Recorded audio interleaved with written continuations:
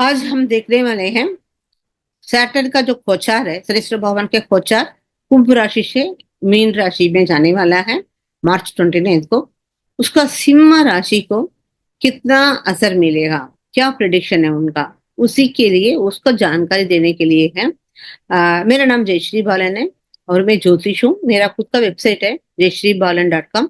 आपको अगर एस्ट्रोलॉजी सीखना हो या कुंडली दिखाना हो तो वेबसाइट पे जाके अपना सुविधा ले सकते हैं। अभी देखेंगे तो आप लोग को अष्टम शनि है। ये जो अष्टम भाव में जब भी शनिश्वर भगवान आता है ना, उसका काल है अष्टम शनि बोलते हैं। इस अष्टम शनि के लिए आपको डरने का कि नहीं डरने का, यही सबसे बड़ा क्वेश्चन है। ओके, तो ये सिक्स्थ लॉर्ड है एक्चुअली आपका। जब भी आप लियो से अपना सिंह राशि से गिनते आएंगे तो मकर राशि का जो स्वामी है वो शनिश्वर भगवान है। वो अष्टम भाव में आ गया। तो जब सिक्स्थ लॉर्ड अष्टम, दोनों दोनों ही दुष्टान है। ओके, तो अष्टम का स्वामी एक तो उसमें आता है, दैट इज कॉल्ड विपरीत राजयोगा। विपरीत राजयोग बोला तो बोलने में बहुत बड़ा दिखता है, मगर इसमें बहुत लोगों को इतना कितना असर मिलेगा, कितना असर नहीं मिलेगा, वो सिर्फ अपनी कुंडली के हिसाब से होता है। ओके, और फिर भी ये बनता ही है। तो विपरीत राजयोग बोला तो कुछ अशुभ होके उसमें शुभ मिलेगा। ओके, क्योंकि स्वामी इधर शनिश्चर भगवान 2.5 साल रहेंगे। ओके, जो 25 से लेके 27 तक, 27 मिड तक रहेंगे उधर। तो 2-2.5 साल तक आपको अचानक कुछ अशुभ मिलेगा, अशुभ से आपका एक शुभ कार्य होने का संभावना है। और जो शनिश्चर भगवान का जब भी अष्टम भाव में रहता है, उसका मतलब क्या है, आपका आयुल कारक एकदम अच्छा है। शनिश्चर भगवान इज आयुल कारक।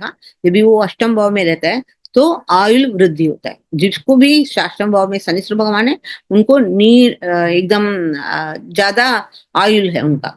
तो मगर उसका जो तीसरी एस्पेक्ट है वो हमारा कर्म भाव में पड़ रहा है। तो कर्म भाव बोला तो अपना जॉब के लिए है। ओके, और अपना कर्म, हम लोग कौन सा कर्मा करने के लिए इस दुनिया में आए हैं, अपना वो काम करना है हमको, वह कमाना है, ऐसे भी है। अगर कोई बिजनेस कर रहे हैं तो उनको कुछ तकलीफ हो सकते हैं, या जॉब करने वाला अचानक उनको तो लगेगा कि मैं जॉब छोड़ के बिजनेस करूं क्या, ऐसा सभी एक कंफ्यूजन। वो एक क्योंकि उनकी तीसरी भाव में आता है उनमें, उसमें जो तीसरी भाव में कुछ शुभ ग्रह का ये नहीं हो रहा है। ओके, समझे कि अब सैटर्न को कंट्रोल करने के लिए जो बृहस्पति का राशि दृष्टि पड़ रहा है, मगर वो तीसरी भाव में शुभ ग्रह का कुछ दृष्टि नहीं है। उसकी वजह से आपको थोड़ा सा एक करियर में थोड़ा सा प्रॉब्लम हो जाएगा।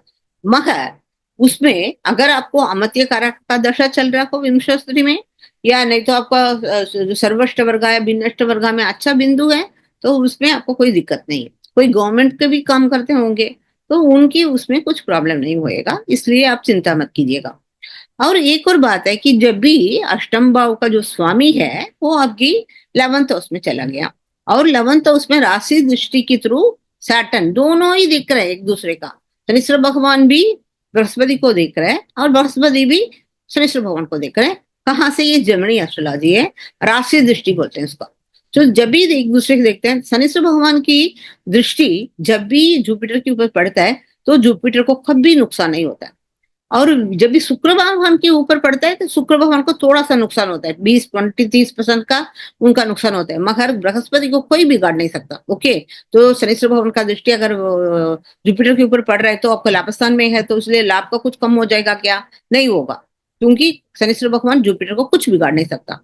मगर जुपिटर का दृष्टि शनिश्चर भगवान को, वो भी वो अपने घर पे बैठा है, जो बृहस्पति के घर पे बैठा है, इसीलिए वो बृहस्पति शनिश्चर भगवान को कंट्रोल कर देगा। इसीलिए आप लोग ये अष्टमा शनि के लिए डरने का बिल्कुल जरूरत है ही नहीं। ओके, और आपका जो अभी केतु है आपकी सेकंड हाउस में है, तो इसलिए आपको थोड़ा सा आंख में थोड़ा प्रॉब्लम रहेगा, या कुछ ये दांत में कुछ प्रॉब्लम रहेगा, या नहीं तो आप ज्यादा बोलना ही बंद करेंगे, बहुत कम बोलते हैं जो जो क्योंकि वाणी है, सेकंड हाउस उतना वाणी है, उधर केतु रहता है, केतु ज्यादा बोलने नहीं देता है, तो इसलिए एक और तो वो शेयर मार्केट का वो जगह पे उधर भी थोड़ा सा आपका धन का रहा, केतु में जाके हटका हुआ, ऐसा कुछ पैसा आने में कोई दिक्कत हुआ तो भी अभी मई 18 को जो केतु है वो परिवर्तन होके आपकी राशि में आ जाएगा।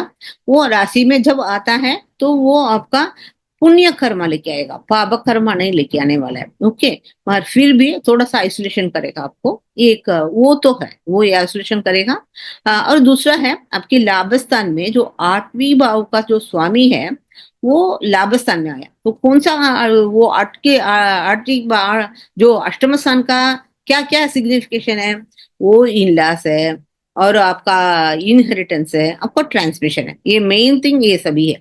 और वो सभी में आपका इन लॉस की वजह से कुछ आपको इनहेरिटेंस का एकदम दोनों परिवर्तन भी हो रहे, दोनों एक दूसरे का देख भी रहे, तो उसकी वजह से आपको कुछ अच्छा लाभ के कहाँ कहाँ कहाँ से मिलेगा। इसमें फिफ्थ लॉर्ड भी है, जो जुपिटर आपका फिफ्थ लॉर्ड भी है, as well as he is the eighth lord also. तो आपको लाभ होगा, वो लाभ कहाँ से होगा, कहाँ से होगा बोला तो आपको ट्रांसमिशन में बहुत ही अच्छा होगा। अचानक आप बदल जाएंगे, अचानक आपका आंख खुल जाएगा, अरे मैंने इतना देर तक गलत सोचा था, अभी मैं राइट सही सही रास्ते पे मैं जा सकता है, ऐसा है, वो सभी एक है। और कोई इनहेरिटेंस है, और एक और है जो इनलास की तरफ से कोई आपकी ऊपर नजर रखते ही है, 100% आपके ऊपर नजर रहेगा, एक बुढ़ा और बुढ़ी या कोई तो है, वो आपकी नजर रखेगा, और वो उनकी वजह से भी आपका बहुत सारा आपका कुछ गलत होगा तो भी उनकी वजह से आपका स्ट्रिक्टली, क्योंकि दोनों भी है, जुपिटर का दृष्टि भी पड़ रहा है सेकंड हाउस में, और सैटर्न का भी दृष्टि पड़ रहा है, तो इसलिए वजह से आपका जो भी हो, तो उसमें आपका अच्छाई में का धन का वो केतु भी हट गया, आपकी इसमें आ गया, इसीलिए आपका अच्छे से पैसा मिलने का कोई दिक्कत नहीं। ओके, और आपका जो फिफ्थ हाउस में सैटर्न का दृष्टि भी पड़ रहा है, एज वेल एज जुपिटर का दृष्टि भी पड़ रहा है, तो जिस जिसका बच्चे का है, बच्चा नहीं हो रहा है, उनको बच्चे हो जाएंगे। जो जो लव अफेयर में है उनको शादी का प्रपोजल किया है, वो हटका पड़ा है, वो शादी हो जाएगा। पॉलिटिशियन के लिए भी बहुत ही अच्छा है, मंत्र सिद्धि भी बहुत अच्छे से हो जाएगा। और ऊपर से आ, और फिफ्थ उसका क्या है, बाकी सभी जो एजुकेशन है, जो अच्छा स्टूडेंट के लिए भी, पढ़ाई के लिए भी ये बहुत ही अच्छी है। और सेवंथ उसमें राहु है, क्योंकि मई 18 को आपका राहु भी मीन राशि से कुंभ राशि को आ गया। जो जो फॉरेन जाने के लिए जो जो ट्राई कर रहे हैं जॉब के लिए, उनको जा सकते हैं, वो पक्का भगवान एक चांस देगा। और वो डॉक्टर्स है, रिसर्च है, और जो electrical and electronic engineering engineers है, तो ऐसे लोगों को नासा में काम करता है, वो सभी लोगों को ये बहुत सारा अच्छे से एक बूस्ट मिलेगा। ओके, और जो बिजनेस वाले को भी अच्छे अच्छे ये ऑफर मिलेगा। और जो यही तो उसके बारे में मैंने बता दिया, इसलिए आप कोई चिंता करने का जरूरत नहीं है। फिर भी जो अष्टम भाव में जब शनि, अष्टम शनि बोलते हैं उसका, उसके लिए अगर फिर भी आपको डर लगता है, तो आप जो मैंने पहले पहले भी बताया था, कागज बजाय विद्महे खट्का हस्ताय धीमहि तन्नो मंत्र प्रचोदयात्, नीलांचन समापासम रविपुत्रम यमाकृतम छाया मार्तांड संभूतम तम नमामि शनैश्वरम, ये सभी आप शनैश्वर भगवान का है। एक गायत्री है, एक श्लोक है। और जब भी केतु आता है ना अपनी राशि पे, तो आपको थोड़ा सा आइसोलेशन होता है, थोड़ा सा आपका वो कट करता है, वो माइंड राशि है ना ये, तो माइंड को तो केतु की हैविंग वेरी कहते हैं enmity with the moon, not with the sun, तो इसलिए थोड़ा सा माइंड को आइसोलेट करता है, तो उसकी वजह से केतु के लिए पलास पुष्प संकासम तारका ग्रह मस्तकम रौद्रम रौद्रात्मकम कोरम तम केतुम प्रणमाम्यकम, ये श्लोक बोलेंगे। और अपना जुपिटर 11th हाउस में, हाँ एक्चुअली जुपिटर वगैरह 11th house is the 11th house कारका इज जुपिटर, वो एक है, मगर फिर भी 11th house, third house, 11th house, 7th house, ये सभी तो केतु के लिए, जुपिटर के लिए इतने अच्छी जगह नहीं है।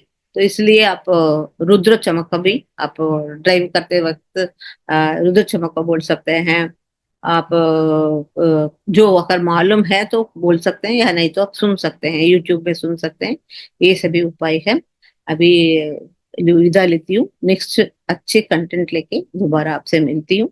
आप कितना मेरे को लाइक करके सब्सक्राइब करेंगे, कमेंट्स करेंगे, उतना मेरे को थोड़ा उत्साह मिलेगा, मैं और भी आपको अच्छे जो भी मेरे को मालूम है एस्ट्रोलॉजी, वो सभी आपको सिखाने के लिए कोशिश करूंगी। तब तक के लिए विदा लेती हूँ।